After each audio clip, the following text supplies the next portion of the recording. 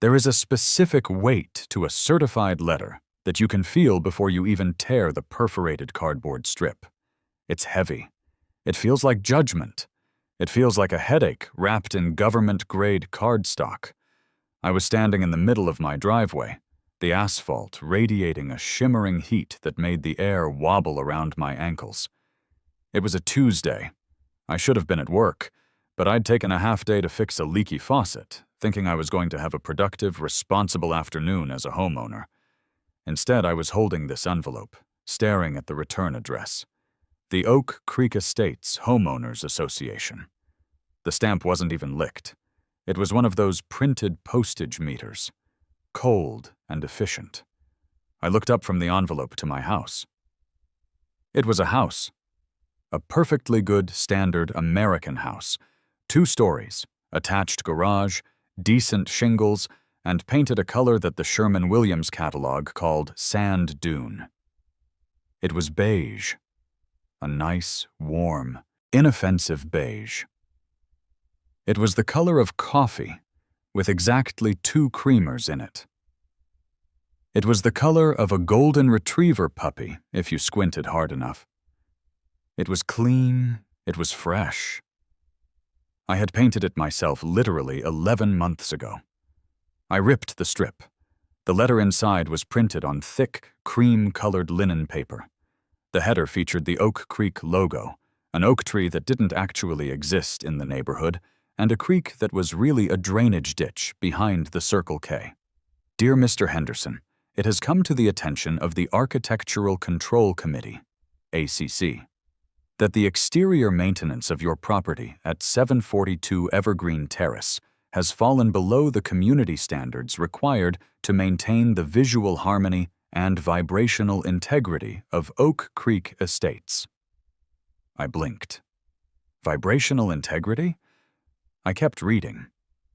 Specifically, the exterior paint color, identified as sand dune, has been deemed aesthetically lethargic. While neutral tones are generally encouraged, the specific hue, combined with the lack of contrasting trim, creates a visual void that lowers the energy of the street. Several complaints have been filed regarding the dullness of the property, describing it as spiritually draining and an eyesore of mediocrity. Pursuant to Article 4, Section 2 of the CCNRs, you are hereby ordered to repaint the exterior siding to a more vibrant, light-reflecting standard that contributes to the neighborhood's brightness. This work must be completed within 30 days. Failure to comply will result in a daily fine of $500 until the violation is rectified. $500 a day. I lowered the letter. Aesthetically lethargic. My house was being accused of being lazy. My siding was apparently clinically depressed. I see you got the notice. The voice drifted over from the sidewalk, sickeningly sweet, like cough syrup that's gone bad in the sun. I didn't have to look to know who it was, but I looked anyway. Mrs. Gable. She was standing at the edge of my lawn, never on the grass, because that would be trespassing, and she knew the laws better than the Supreme Court, wearing a flowy, floral caftan thing that looked like it cost more than my car. She had oversized sunglasses perched on a nose that had likely seen a surgeon more recently than I'd seen a dentist, and she was holding a clipboard. Mrs. Gable was the president of the HOA, the head of the Architectural Control Committee, and the self-appointed guardian of Oak Creek's vibe. "Patricia," I said, trying to keep the growl out of my voice. "What is this?" She took a dainty step forward, clicking a pen against her clipboard. "It's a notification, Mark. A call to action. We're trying to elevate the neighborhood. Property values are stagnating, and do you know why?" "Interest rates?" I suggested. "The economy?" "The energy," she corrected, waving a hand vaguely at my house. "Look at it. Just look at it, Mark. It absorbs light. It doesn't give anything back. It's just sitting there. It's a black hole of beige. It's making people sad to drive past it. It's beige, Patricia. It's the same beige as the Miller's house 3 doors down. The Millers have desert sand, she snapped, her voice hardening instantly. It has a pink undertone. It's welcoming. Yours has a gray undertone. It's despondent. I had a feng shui consultant walk the block last Thursday. She stopped in front of your driveway and actually got a migraine. She said the chai stops flowing right here at your mailbox. It hits your house and just dies. I looked at my house again. I saw stucco. I saw wood trim. I didn't see a murderer of chi. You want me to repaint my entire house because a consultant got a headache? I want you to repaint your house because it violates the bylaws regarding community aesthetics, she said, dropping the spiritual act for a second to reveal the bureaucrat underneath. Article 4 says homes must be vibrant and clean. This is clean, sure, but it is the opposite of vibrant. It's an aesthetic coma. I felt the sweat trickling down my back, and it wasn't just the heat anymore. I painted this less than a year ago. It cost me $3 grand in materials and 2 weeks of my life. I'm not doing it again. She sighed. A long, pitiful sound, like I was a toddler refusing to eat his broccoli. Then you'll pay the fines. $500 a day, Mark. Starting in 30 days, that's $15,000 a month. I imagine a repaint is cheaper than that. Just brighten it up. Give us some sparkle, some life. We want to see reflection. We want to see brilliance. We want to look at this lot and feel awake. She turned to leave, her caftan billowing in the hot breeze. Wait, I called out. What colors are approved? Is there a list? She stopped and looked back over her shoulder, smiling that tight, venomous smile. The bylaws don't specify a list, Mark. We believe in creative freedom, within the boundaries, of good taste. The rule simply states the exterior must be vibrant, light-reflecting, and contribute to the brightness of the community. Use your imagination. Just stop being so opaque. She walked away, heading toward her own house directly across the street. A pristine, sage-green monstrosity with white trim and exactly 6 garden gnomes arranged by height. I stood there for a long time. I watched a bird land on my roof gutter. It didn't look depressed. It looked like a bird. I walked inside, slamming the front door hard enough to rattle the frame. The air conditioning hit me, but it didn't cool me down. My blood was boiling. It wasn't just the money, it was the arrogance. Aesthetically lethargic. I went into my office, a room that was currently a chaotic mix of unpaid bills, half-finished car parts, and a dusty bookshelf. I shoved a box of spark plugs aside and dug for the binder. Every homeowner gets one when they close on the house, the Declaration of Covenants, Conditions, and Restrictions. The CC&Rs, the Bible of the suburbs. I hadn't opened it since the day I signed the mortgage. I blew the dust off the cover and cracked it open. I needed to know exactly what I was up against. I needed to see the wording. If they wanted a war, I was going to fight it with their own ammunition. I flipped past the sections on pet waste and decibel limits, a section I had memorized after my neighbor complained about my table saw. I found Article 4, Architectural Control. I scanned the text, my finger tracing the lines. Section 1, General Maintenance, blah blah blah. Section 2, Exterior Surfaces. Here it was. All exterior surfaces of the primary residence and detached structures must be maintained in a condition that preserves the attractiveness of the subdivision. Colors and materials must be consistent with the high standards of Oak Creek Estates. To ensure community vitality, exterior facades must be vibrant, clean, and contribute to the neighborhood's brightness. Dull, unkempt, or fading surfaces that detract from the visual harmony are prohibited. I read it again. Vibrant. Clean. Contribute to the neighborhood's brightness. I sat back in my chair. There was no mention of specific color codes, no mention of matte versus gloss, no mention of desert sand versus sand dune. It was entirely subjective. It was written vaguely on purpose so that people like Patricia Gable could weaponize it whenever they felt like someone's aura was off. But vagueness cuts both ways. I looked at the word brightness. Patricia had said it herself. We want reflection. We want brilliance. I swiveled my chair around and looked out the window. Across the street, Patricia was in her front yard, watering her petunias. She looked content. She looked like a woman who had just won a battle she didn't even think was a fight. She thought she had crushed me.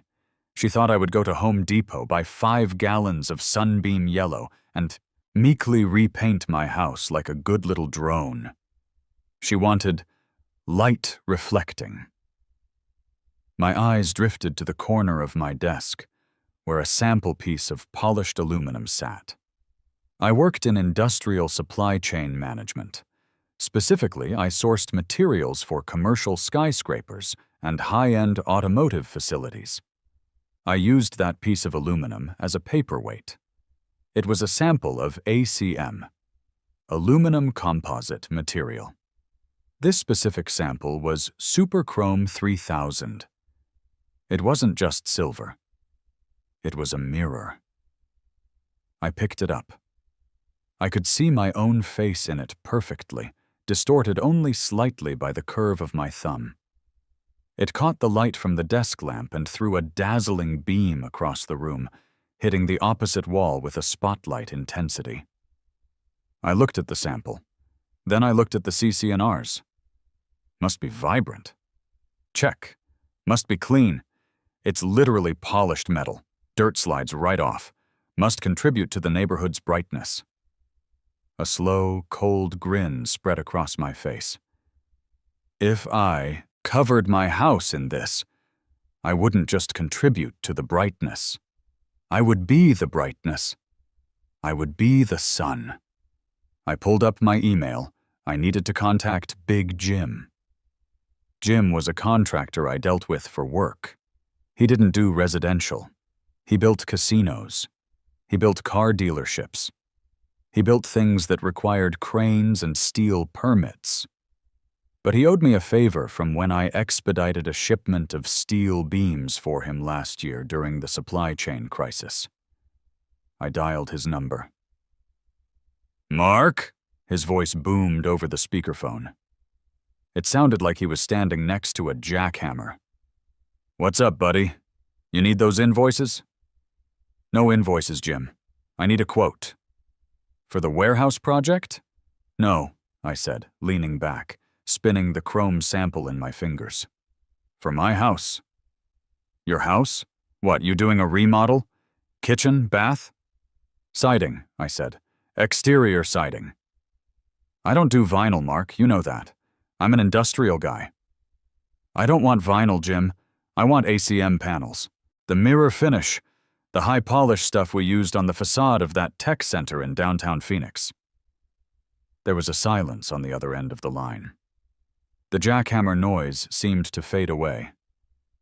"You want mirror panels on your house?" Jim asked slowly. "Like a suburban house? In a neighborhood?" "Yes. Every square inch. Fascia, soffits, siding. If it's wood, I want it covered in chrome." "Mark," Jim said, his voice dropping an octave. "Have you been drinking? It's 2:00 p.m. "I'm sober as a judge, Jim. I just got a letter from my HOA. They said my beige paint was spiritually draining. They told me I need to be more vibrant. They demanded brilliance and reflection." I heard Jim snort, then a chuckle, then a full-blown belly laugh that distorted the phone speaker. "You're messing with me." "I am absolutely serious. I have 30 days to comply, or they fine me $500 a day. I need to know if you can do it." "Can I do it?" Mark, I can wrap up to doghouse in titanium if the check clears. But you know what this is going to look like, right? You're going to look like a UFO crashed into a split level. Does it violate building codes? Building codes? No, Jim said, the gears turning in his head. As long as it's properly anchored and weather-sealed, the city doesn't care if your house looks like a baked potato. It's fire-resistant. It's durable. It's insulated. Technically, it's an upgrade, a very expensive, very insane upgrade. How expensive? For a house your size, materials and labor, you're looking at 40, maybe 50 grand. That high-polish chrome is custom order. I winced. 50 grand. That was my emergency fund. That was the new truck fund. That was a significant chunk of my life savings. I looked out the window again. Patricia was now pruning her roses. She stopped, looked at my house, and shook her head with a look of theatrical pity, as if my house had a terminal illness. "Mark?" Jim asked. "You still there?" "I'm here," I said. "Do it. Order the panels. I want the highest reflectivity rating you can get without requiring a hazmat suit." "You're the boss," Jim said, and I could hear the grin in his voice. "I'll bring the crew out on Monday. We'll measure it up. But Mark?" "Yeah? Buy some sunglasses." I hung up the phone. My heart was hammering in my chest, a mix of adrenaline and financial terror. But as I looked at the sand dune beige wall of my office, I didn't feel lethargic anymore. I felt energized. I felt vibrant. I went to the kitchen and grabbed a beer. I walked out to the front porch and sat down on the steps. Patricia saw me. She waved, a tiny, condescending flutter of her fingers. "Visualizing a new color, Mark?" she called out. I raised my beer in a toast. "Oh, I've got the color, Patricia," I shouted back. "It's going to be absolutely brilliant. You're going to love it. It's going to change the whole energy of the street." "That's wonderful," she beamed, clasping her hands together. "I knew you'd come around. Just remember, light, bright, and happy." "Light and bright," I repeated, taking a sip. "You have no idea." The sun was beginning to set, casting long shadows across the neighborhood. I watched the way the light hit Patricia's house. Her vinyl siding was old, a bit warped in places, but generally intact. Her windows were clean. Her life was orderly. She had no idea that she had just declared war on a man who sourced industrial materials for a living. She wanted vibrations? I was about to give her a frequency she'd never forget. Big Jim's truck arrived on Monday morning at 7:00 a.m. sharp, and it was the first violation of the Oak Creek Estate's unspoken code of conduct. It wasn't a pickup. It was a Ford F-450 Super Duty dually with a utility bed, a lumber rack that looked like it could support a bridge, and a diesel engine that idled with the subtle acoustic profile of a tectonic plate, shifting. It took up my entire driveway and hung about 4 feet over the sidewalk. I watched from the living room window as the curtains across the street twitched. Patricia was watching. Of course she was. She probably had a seismograph installed in her foyer to detect unauthorized heavy machinery. I walked out to meet him. Jim was a mountain of a man, built like a vending machine that had been wrapped in Carhartt canvas. He stepped out of the truck, crushing a rogue dandelion under a boot the size of a cinder block. He looked at my house, then he looked at the pristine, manicured lawns on either side. And then he looked at me. "This is the place?" he asked, his voice a gravelly rumble. "This is the combat zone, Jim," I said, shaking his hand. He adjusted his ball cap, which bore the logo of a steel foundry. "It's quiet. Too quiet. I feel like I should be whispering." "Give it time. The HOA president lives right there." I pointed to the sage green house across the street. "She's the target audience." Jim squinted at Patricia's house. "Sage green vinyl, standard double 4 profile. Cheap stuff, Melts if you look at it wrong. I smiled. That's an interesting observation, Jim. Very interesting. Jim grabbed a clipboard and a laser distance measurer from his truck. All right, let's look at the canvas. You were serious on the phone? We're really doing this? Dead serious. I want full coverage. Every inch of beige siding needs to be gone. We walked around the perimeter of the house. Jim was professional, snapping laser measurements and scribbling notes, but every few minutes he'd stop, look at the house, and just shake his head. Technically, Jim said, tapping the side of the house with his knuckles, this is a retrofit. We're gonna have to strap the walls. We'll run Z-girts horizontally, then mount the ACM panels vertically. It'll push the facade out about 2 inches, gives you an air gap, improves your R value, your energy. Bills are gonna drop. I don't care about the energy bills, Jim. I care about the finish. Right. The super chrome. Jim stopped and opened a heavy Pelican case he'd brought from the truck. He popped the latches and lifted the lid. Inside, nestled in custom-cut foam, were sample squares of various metallic finishes. He pulled one out. It was blinding. This is the stuff, Jim said, holding it carefully by the edges. Alucobond Spectra, custom mirror finish. Usually we use this for accents. You know, a strip here or there on a casino entrance. Maybe a column cover in a high-end mall. I've never, and I mean literally never, seen someone wrap a residential 2-story in it. I took the sample. It was heavy, rigid, and cold. I held it up. I could see the reflection of the oak tree behind me in perfect, high-definition clarity. It wasn't like a bathroom mirror where the glass absorbs some light. This was polished aluminum. It was aggressive. What's the reflectivity rating? I asked. Percentage? Jim scratched his beard.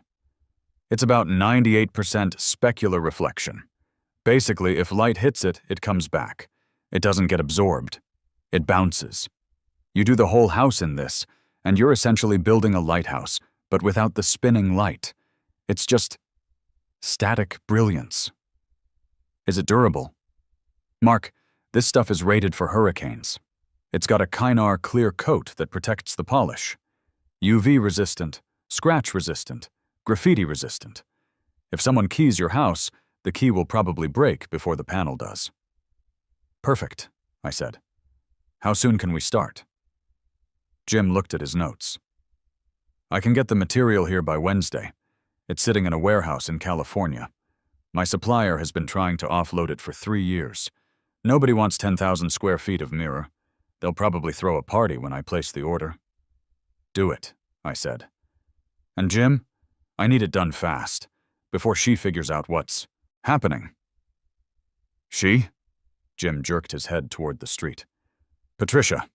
She thinks I'm repainting. Jim grinned, a slow, terrifying expression that split his beard. Oh, we can move fast. I'll bring the commercial crew, the guys who frame skyscrapers. We'll have this place wrapped up tighter than a Thanksgiving turkey in 3 days. As we stood there shaking hands on a deal that cost more than my first 3 cars combined, I heard the familiar clip-clop of sensible heels on the pavement. Good morning.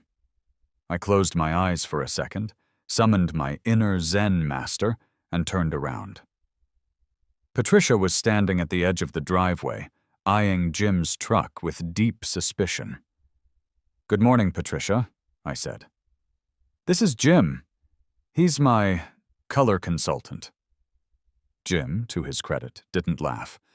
He tipped his cap. Ma'am? Patricia looked Jim up and down. Jim looked like he ate nails for breakfast. He did not look like a color consultant. He looked like the guy you call when you need to move a body or a bridge abutment.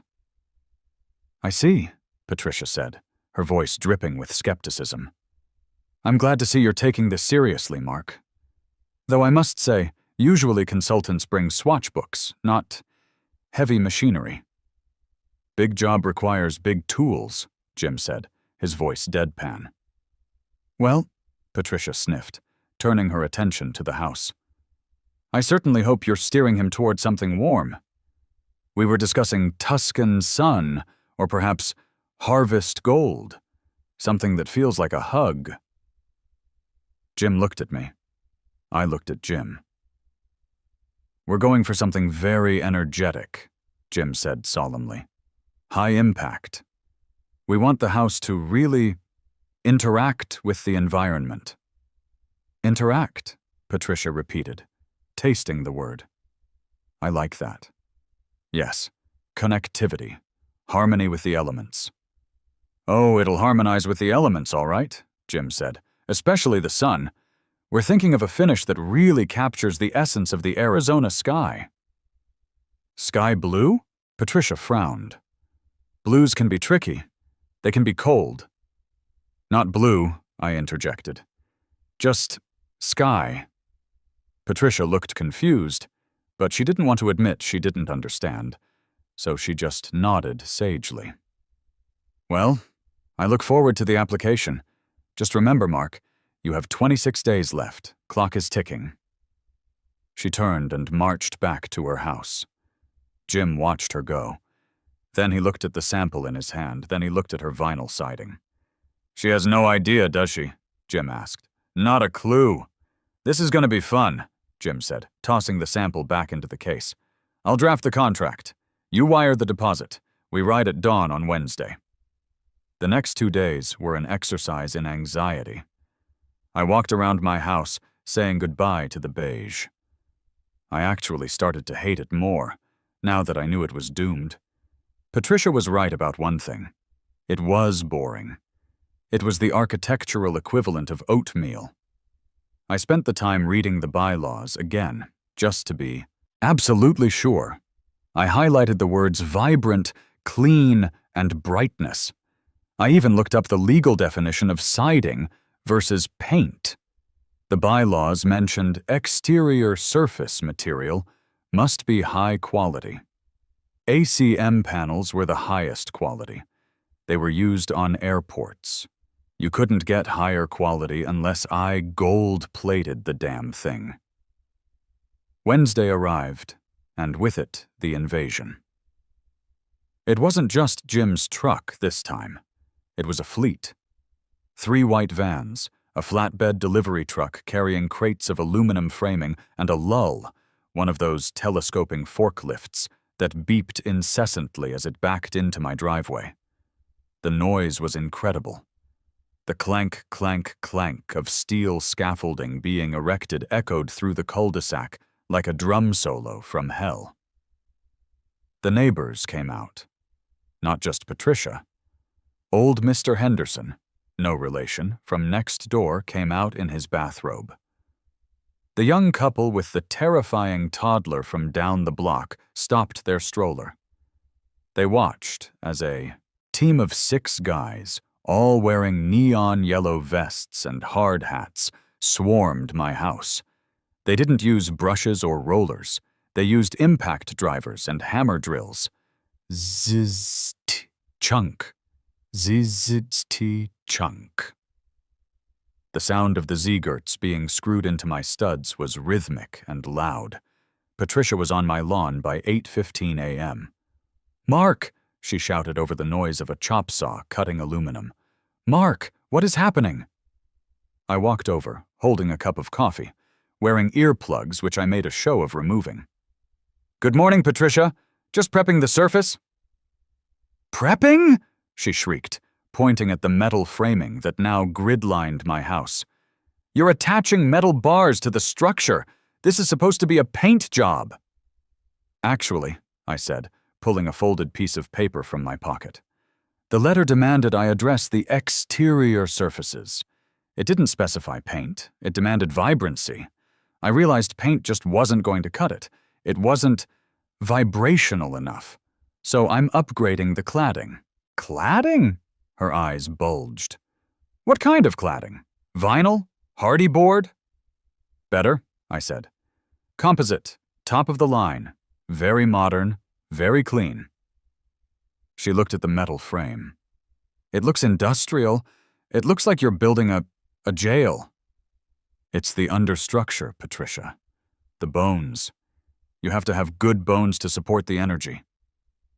She didn't know what to say to that. The word energy was her kryptonite.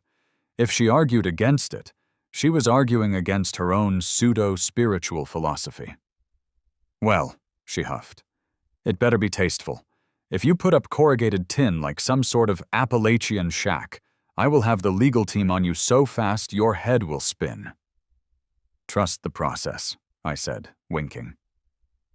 By Friday, the framing was done. My house looked like a skeleton. It was covered in a grid of silver aluminum rails. It already looked brighter just from the raw metal, but the real show was about to begin. The panels arrived on a dedicated flatbed. They were stacked, on pallets wrapped in heavy plastic. Jim called me over. Okay, here's the game plan. These panels come with a protective film on them. It's a thick, heavy vinyl sticker to keep the chrome from getting scratched during install. The sticker is, well, take a look. He pointed to the stack. The protective film was a dull, flat, lifeless gray. It looked like wet concrete. We leave the film on until the very end, Jim explained. We install everything with the gray sticker facing out. Then, once every screw is set and every caulk line is dry, we do the peel. It's the best part. I looked at the gray sticker. It was hideous. It was even more depressing than the beige. Jim, I said, a devious idea forming. How long can we leave that film on? Technically, a few weeks. But the sun bakes the adhesive if you leave it too long. Can we leave it on for the weekend? Jim laughed. You want to let her stew? I want to let her think she won. I want her to think I replaced my boring beige house with a boring gray house. I want to see the disappointment on her face before I unleash the supernova. You're a sick man, Mark, Jim said approvingly. We'll leave the film on. The installation was fast. These guys were pros. They worked with the efficiency of a pit crew. Panel after panel went up, clipped into the rails, riveted in place. My house transformed. The beige was gone, completely swallowed by the new facade. But instead of a mirror, it was now a monolithic gray block. It looked like a Soviet brutalist library. It was severe, it was joyless. It was perfect. By Saturday afternoon, the crew was packing up. The house was fully clad. I stood in the yard. It was ugly. I mean, objectively, with the film on, it was an eyesore. It looked like I had wrapped the house in duct tape. Patricia came over. She didn't march this time. She strolled. She had a look of triumphant smugness that was almost palpable. Well, she said, stopping next to me. She gestured at the gray monstrosity. It's certainly different. It's industrial slate, I lied. Very trendy in Berlin right now. It's gray, Mark, she said flatly. It is a very, very dark gray. It catches the mood, don't you think? I think, she said, pursing her lips, that it is technically not beige. So legally you have complied with the order to change the color. But spiritually? Mark, this is heavy. It feels like a tomb. I'm not sure this contributes to the brightness of the neighborhood. Oh, give it a chance, I said. It really changes depending on the light. I doubt it, she said. But fine, the beige is gone. I suppose we'll have to live with this bunker. I'll let the committee know you've complied barely. But honestly, Mark, I expected more from you. I thought you had a spark. She walked away, shaking her head. I watched her go. She thinks it's over, Jim whispered. He had appeared behind me like a ninja in steel-toed boots. She has no idea, I said. When do we peel? Jim asked. I looked at the sky. The weather forecast called for a clear, cloudless Sunday. 100 degrees, high UV index.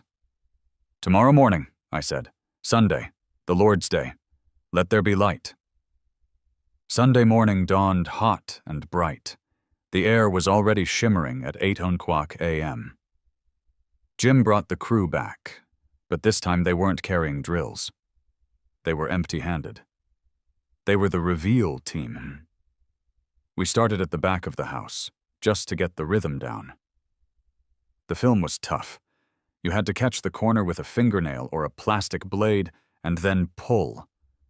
It came off with a satisfying whip sound. As the first sheet came down on the back patio, I gasped. I knew it was going to be shiny. I didn't realize it was going to be invisible. The panel reflected the backyard grass and the wooden fence so perfectly that the house seemed to disappear. It was like an optical illusion. It was camouflage technology from a sci-fi movie. "Holy cow," one of the workers muttered. He checked his hair in the wall. "That is crisp." "All right," Jim said. "Front of the house? Let's give the people a show." We moved to the front. The street was quiet. It was 9:00 a.m. Most people were sleeping in or getting ready for church. Patricia's car was in her driveway. Jim assigned a guy to each section of the front wall. "On my count," Jim said. "Grab a corner." 4 guys grabbed the top corners of the protective film on the lower level panels. 3, 2, 1, peel. They pulled in unison. The gray vinyl sheets stripped away, fluttering to the ground like dead skin. And then the sun hit it. It wasn't a reflection. It was an assault. The morning sun, hanging low in the eastern sky, slammed into the eastern face of my house and bounced off with 98% efficiency. A wall of pure, concentrated white light blasted across the street. It was instantaneous. 1 second, there was a gray wall. The next second, there was a supernova. I had to look away. Even standing to the side, the ambient scattering of light made me squint. "Good Lord," Jim said, pulling a pair of polarized Oakleys from his pocket and sliding them on. "That is aggressive." The reflection didn't just light up the street. It lit up Patricia's house. Her house faced west, meaning her front windows were currently in the shade of the morning. Or they were. Now her entire front facade was bathed in a light that was brighter than high noon. It was like a spotlight from a police helicopter, but the helicopter was the size of a 2-story building. I saw the movement in her window first. The blinds were closed, but the light was blasting through the slats so intensely that I could see the silhouette of the furniture inside. The front door of Patricia's house flew open.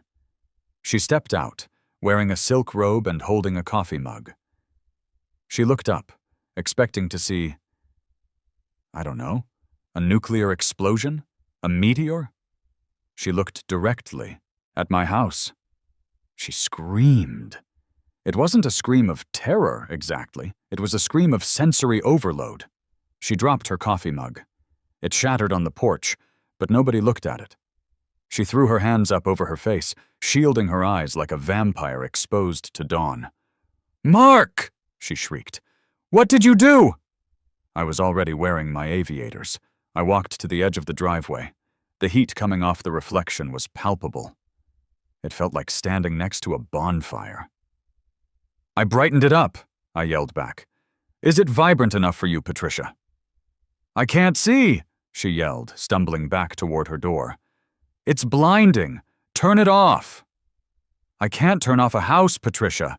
It's the new cladding. It's super chrome. It reflects the community's energy." "It hurts." She fumbled for the doorknob, missed it, found it, and practically fell back inside her house, slamming the door.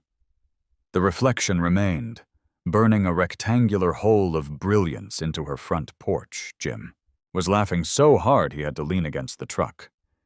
"Did you see her? She looked like the Nazis at the end of Raiders of the Lost Ark."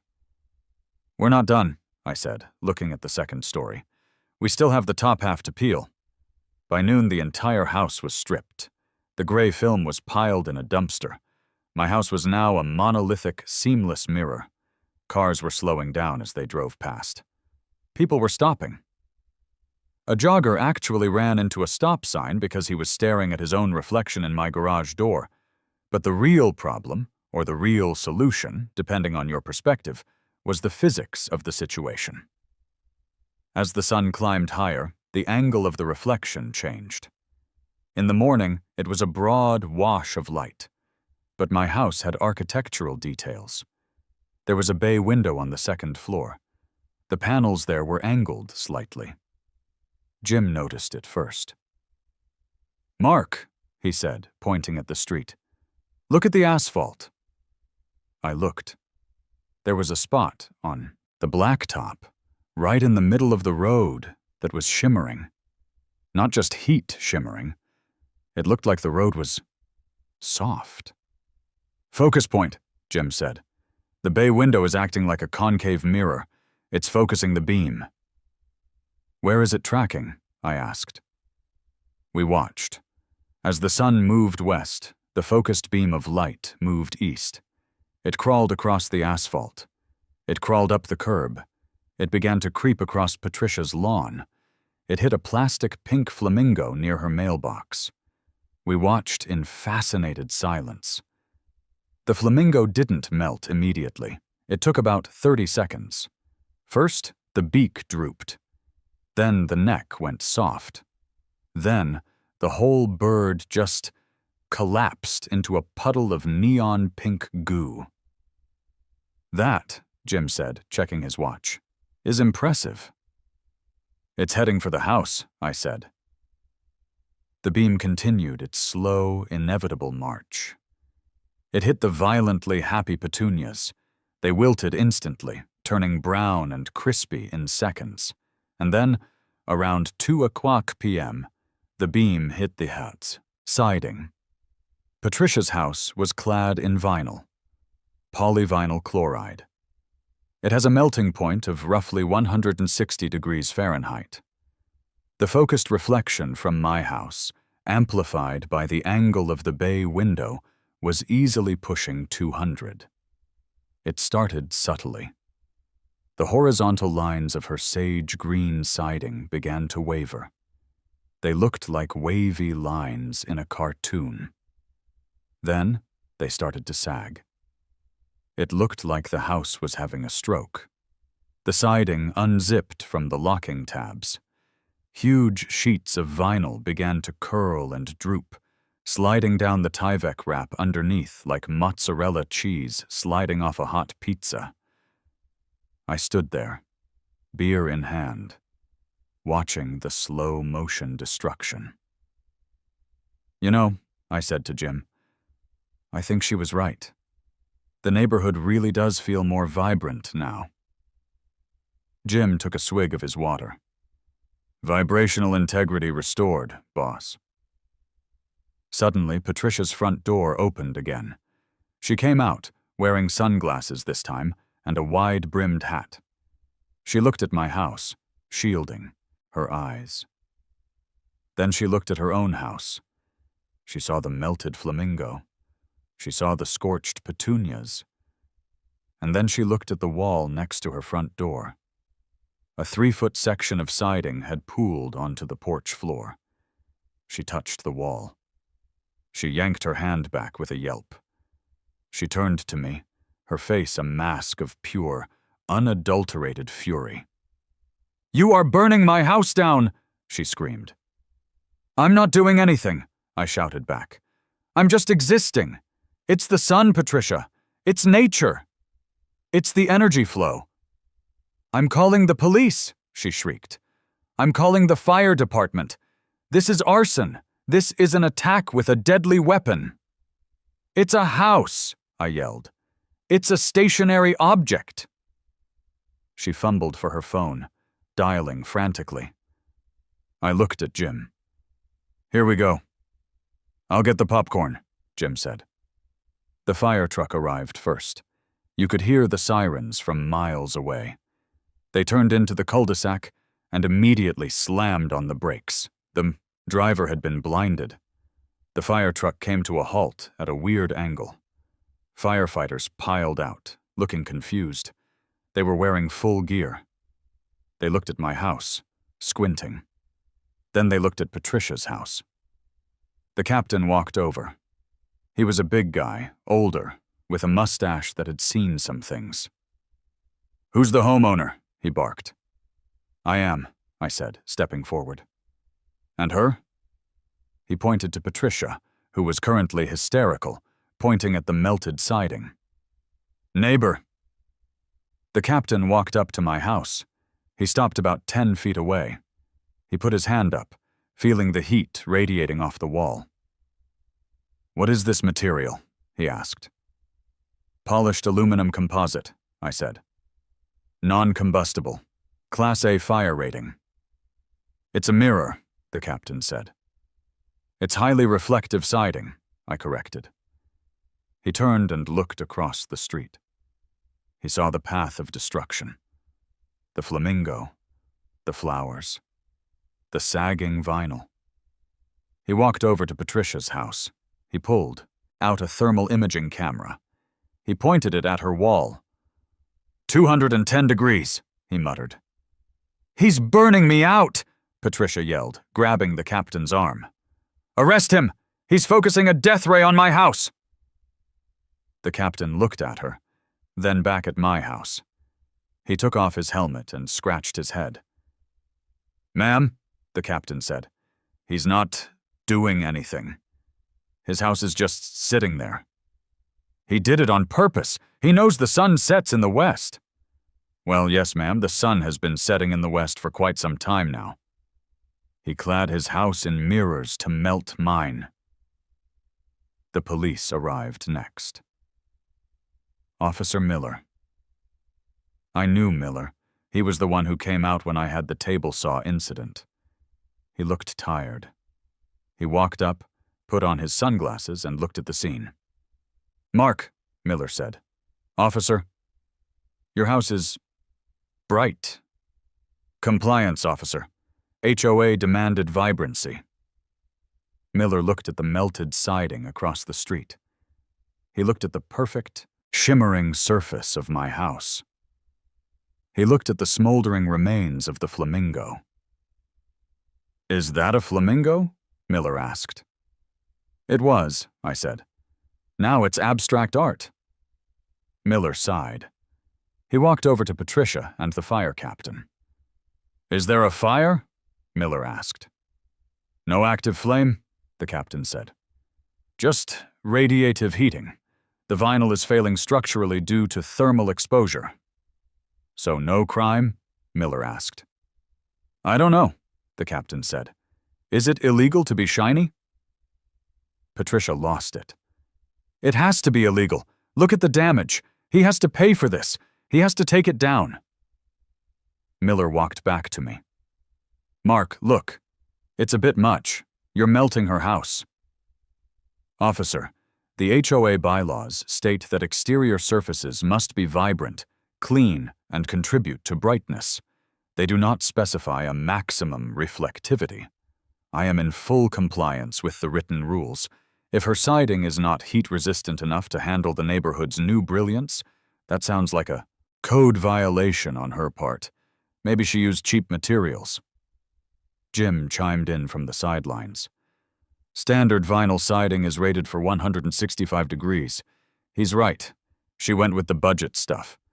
If she'd gone with hardy plank, she'd be fine." Miller looked at Jim. "Who are you?" "I'm the contractor, and the supplier, and a witness to the fact that this house is awesome." Miller rubbed his temples. "Okay, here's the deal. Nobody is getting arrested because, technically, the sun is doing the damage, and we can't arrest the sun. But this is a civil nightmare. Patricia is going to sue you." "Let her," I said. "I have the letter, I have the bylaws, and I have a lawyer who hates HOAs. I'm going to need you to, I don't know, put a tarp up or something? Until the sun goes down?" Miller asked. "I don't have a tarp that big," I said. "Then move your truck," Jim said to me. I looked at my pickup. What? Park your truck in the driveway, Jim said. Block the reflection from the bay window. That's the lens. If you block that, the beam breaks. I looked at Patricia. She was weeping over her petunias. Fine, I said. I'll block the beam. For today. I pulled my truck forward. The shadow fell across the mirrored bay window. The death ray vanished. Patricia's house stopped sizzling, though it looked like a Salvador Dali painting now. The police left. The fire truck left. Patricia went inside her melted house and slammed the door, which didn't close properly because the frame had warped. I stood in the driveway with Jim. The sun was going down. The house was turning a deep, fiery orange as it reflected the sunset. It was beautiful. You know, Jim said, that's going to happen every day, from 2 o'clock to 4 HOA p.m., for the rest of the summer. I know, I said. She's going to call a meeting, Jim said. I'm counting on it, I replied. That's when the real fun starts. The emergency meeting notice was taped to my front door the next morning. It wasn't the usual polite beige cardstock.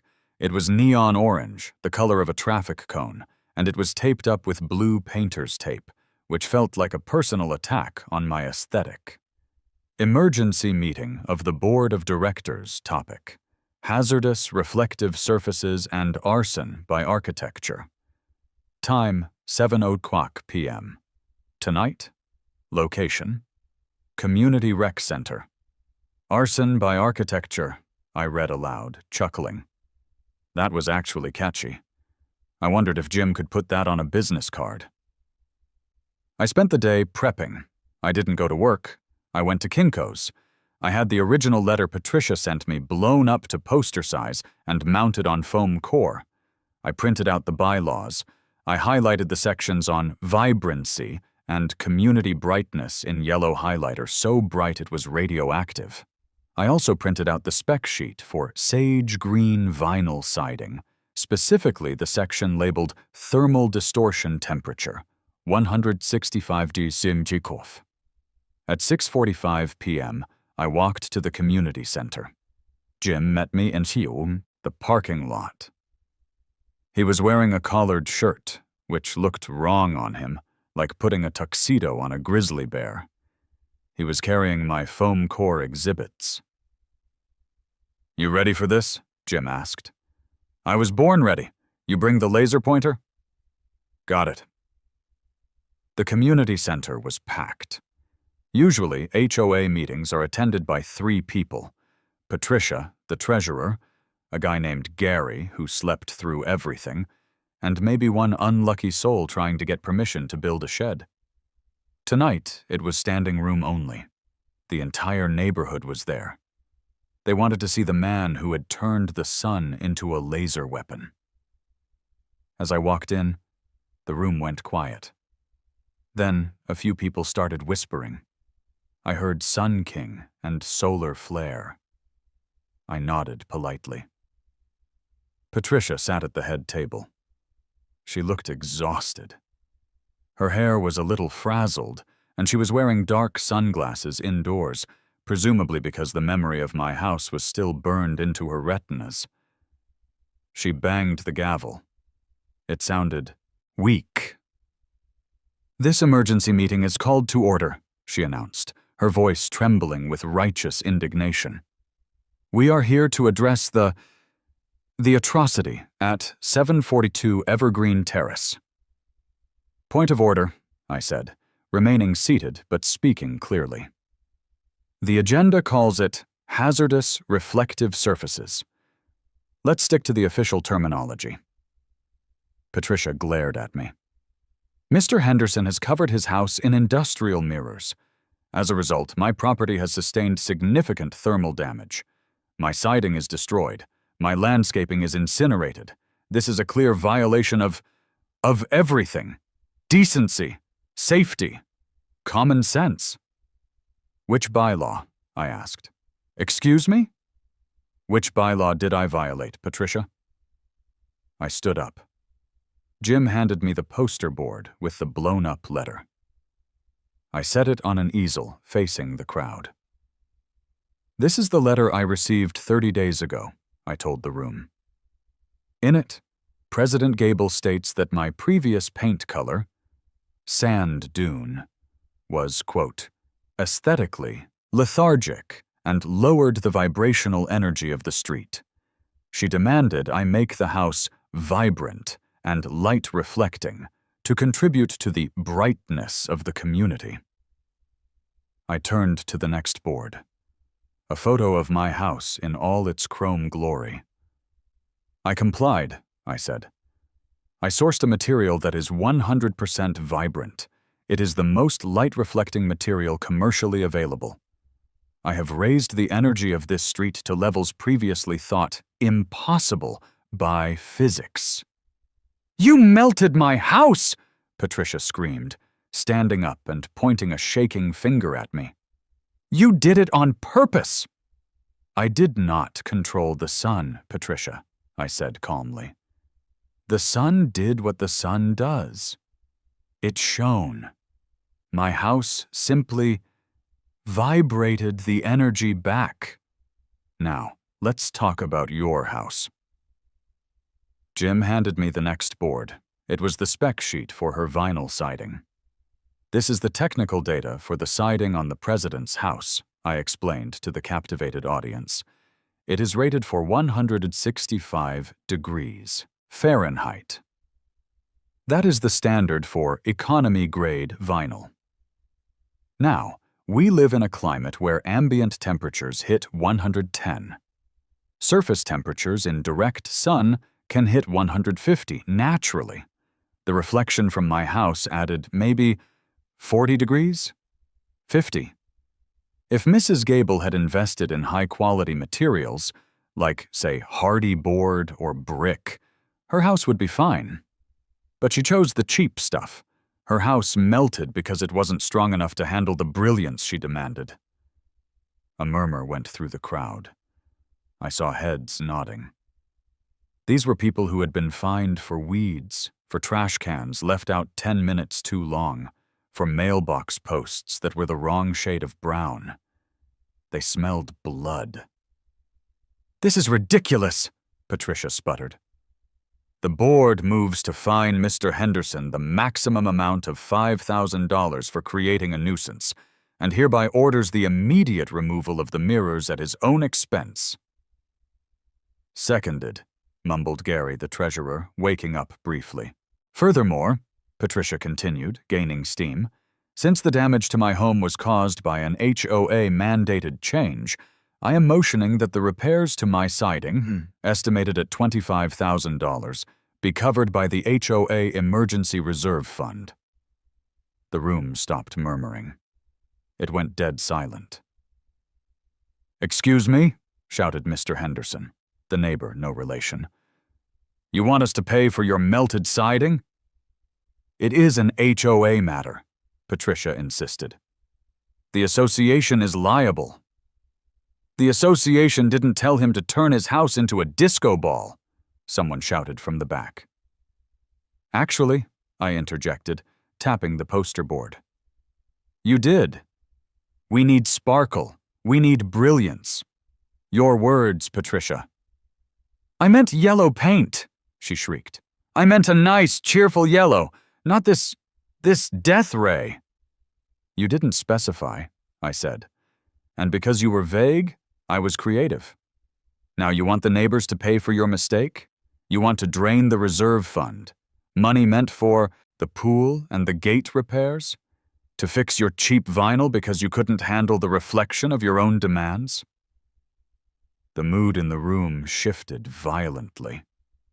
It wasn't just amusement anymore. It was financial self-defense. I vote no, yelled the lady with the toddler. I'm not paying for her siding. No way, shouted a guy in a stained t-shirt. Fix it yourself, Patricia. Patricia looked around, wide-eyed. She was losing the room. She banged the gavel. but nobody cared. "Order! Order!" she cried. "If we don't fix it, the property values will plummet. My house looks like a candle that was left in a hot car." "And whose fault is that?" I asked softly. She looked at me. She looked at the angry mob of neighbors. She realized she was cornered. If she forced the vote, she'd be ousted. If she sued me, I'd drag it out for years using her own vague bylaws against her. And in the meantime, every day from 2:00 p.m. to 4:00 p.m., her house would continue to melt. She slumped into her chair. "What do you want, Mark?" I smiled. This was the moment. "I'm a reasonable man," I said. "I don't want to blind pilots. I don't want to melt flamingos. I am willing to modify the finish." "You'll take it down?" she asked, hope flaring in her eyes. "No, I paid 50 grand for this siding. It stays. However," I gestured to Jim, "my contractor informs me there is a translucent matte finish film, an anti-glare wrap, that can be applied over the chrome. It will turn the mirror finish into a soft satin silver. It will still be metallic. It will still be modern, but it won't reflect a focused beam. It will diffuse the light." "Do it," she said instantly. "Do it tomorrow." "Ah," I held up a finger. "There's a catch. The film costs money. And labor costs money. And frankly, I'm tired of reading letters from you." I pulled a document from my back pocket. It was a thick legal agreement I'd had my lawyer draft that morning. "This is a binding agreement between the Oak Creek Estates HOA and Mark Henderson. It states 3 things. 1. The HOA acknowledges that the current siding is fully compliant with all bylaws. 2. The HOA will grant a permanent variance for my property, exempting it from all aesthetic fines, color restrictions, and vibrancy complaints for a period of 99 years. 3. Mrs. Gable signs a waiver holding me harmless for the damage to her siding, acknowledging that it was an act of God via the sun." "I can't sign that," she whispered. 99 years? You could paint a mural of a butt on your garage door." "I could," I agreed. "But I won't. I just want to be left alone, Patricia. I want to drink my beer, fix my car, and live in my house without you measuring the length of my grass with a ruler. Sign the paper, and I apply the matte film. Don't sign it, and tomorrow looks like a sunny day. I hear the forecast is 105. She looked at the document. She looked at the crowd, who were all crossing their arms, daring her to use their money to fight me. She looked at her phone, where I assumed she had a picture of her melted house. She grabbed the pen. She signed it so hard the tip tore the paper. "Motion passed," she choked out. "Meeting adjourned." The next day, Jim's crew was back. They applied the matte film. It was a high-tech, frosted clear coat that adhered to the aluminum. As they rolled it on, the blinding glare vanished. The house transformed from a weapon of mass destruction into a sleek, sophisticated satin silver structure. It actually looked really good. It looked like an Apple store, but cooler. It still reflected the light, but it was a soft, glowing luminescence rather than a laser beam. I stood in the driveway with Jim as the last section was finished. It was 2:30 p.m. The sun was hitting the bay window. Across the street, Patricia's contractors were ripping the melted siding off her house. She was standing there, watching them, looking defeated. The beam didn't appear. The matte finish caught the sunlight and scattered it in a million directions. My house glowed like a pearl. Patricia looked over. She saw the glow. She saw me. I raised my beer. She didn't wave. She just turned around and went into her half-naked house. "You know," Jim said, packing up his gear, "with that waiver, you really could do anything now. You could put a moat in." "Don't tempt me, Jim," I said. "I think the vibration here is just right." I looked at my house. It wasn't beige. It wasn't boring. It was the most technologically advanced, legally protected, spite-fueled structure in the county. And it was vibrant. It was so vibrant. The end.